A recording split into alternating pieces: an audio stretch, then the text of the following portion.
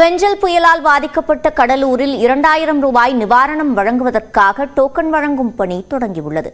விவரங்களை தருகிறார் செய்தியாளர் பிரேம். முழுமையான விவரங்கள். சிவரஞ்சனி, இந்த பெஞ்சல் புயல் மற்றும் சாத்தனூர் அணையிலிருந்து தென்பெண்ணை ஆற்றில் திறந்துவிடப்பட்ட நீர் உபரி நீரால் கடலூர் மாவட்டத்தில் தென்பெண்ணை ஆற்றின் கரையோரம் உள்ள மக்கள் கடுமையாக பாதிக்கப்பட்டனர். குறிப்பாக கடலூர் மாவட்டத்தை பொறுத்தளவில் பன்ருட்டி, அண்ணா கிராமம், கடலூர் ஆகிய பகுதிகள் கடுமையாக பாதிக்கப்பட்டது. இந்த நிலையில் தமிழ்நாடு அரசு சார்பில் பாதிக்கப்பட்ட மக்களுக்கு 2000 ரூபாய் நிவாரணமும் நியாய விலைக் கடை மூலமாக வழங்கப்படும் என தமிழ்நாடு முதலமைச்சர் மு க ஸ்டாலின் அறிவித்திருந்தார். இந்த நிலையில் கணக்கெடுக்கும் பணிகள் என்பது 2 நாட்களாக நடைபெற்று வந்த நிலையில் தற்போது முழுவீச்சில் மீட்பு பணிகளும் நடைபெற்று வருகிறது.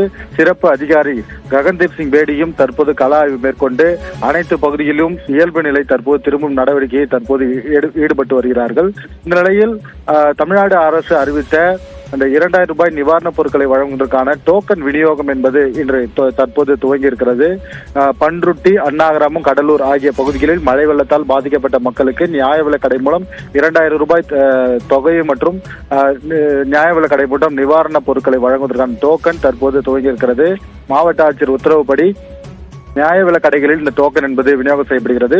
நியாய விலைக் கடை பணியாளர்களும் தற்போது பாதிக்கப்பட்ட பகுதிகளுக்கு நேரடியாக சென்று வீடு வீடாகவும் டோக்கனை விநியோகம் செய்து வருகிறார்கள். நாளைய தினம் இந்த டோக்கனை நியாய விலைக் கடை மூலம் கொடுத்து அங்கிருக்கக்கூடிய 2000 ரூபாய் தொகை மற்றும் நிவாரணப் பொருட்களை பெற்றுக்கொள்ளலாம் என தற்போது மாவட்ட ஆட்சியர் தெரிவித்திருக்கிறார். விவரங்களை வழங்கியமைக்கு நன்றி பிரேம்.